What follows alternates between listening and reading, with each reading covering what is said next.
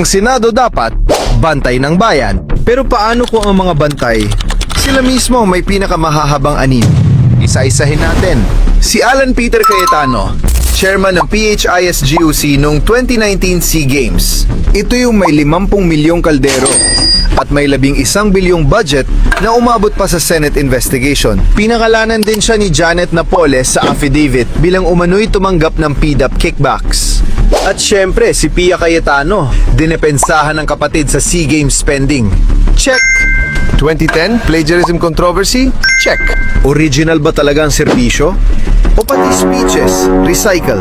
Si Cheese Escudero naman, nasangkot sa graft complaint kaugnay ng 350 million na Sorsogon fund issue. Bilyones ang pondo ng kanyang distrito, pero taong-taon, lubog pa rin sa baha. Si Amy Marcos, pinanagot ng Hawaii Court sa torture at pagkamatay ni Archimedes Trajano. Isang estudyante, nagtanong lang. Hanggang ngayon, natabunan na lang ang issue na ito. Si Marcoleta, isa sa nagpa-shutdown ng ABS-CBN network. Isinara ko po ang ABS-CBN! Marami ang nawalan ng trabaho. Pero noong 2025, siya naman ang may tanong sa campaign disclosure gaps. Si Joel Villanueva, naharap din sa graft charges kaugnay ng PDAF scam. At pagdating ng 2025, lumitaw ulit ang pangalan sa flood control insertions. Si Bongo, matagal ng anino ni Duterte. Nadikit ang pangalan sa frigate acquisition controversy at sa Pharmaly scandal. Pandemic na nga, may negosyo pa. Si Bato de la Rosa, dating PNP chief.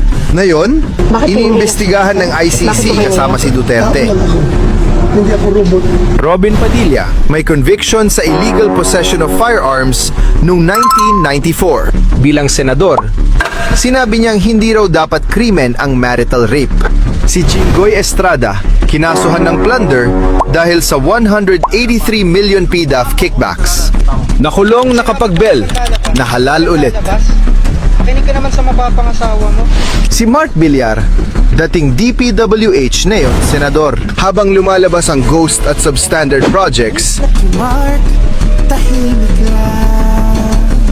si Camille Villar, parte ng pinakamalawak na political business dynasty sa bansa. At habang bumuboto sa infrastructure at water policy, ang pamilya rin niya ang direktang kumikita rito.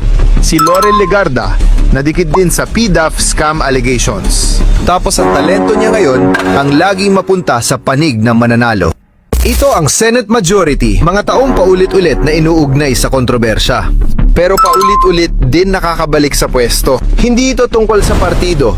Accountability ito. Habang abala sila sa politika, tao ang nagbabayad.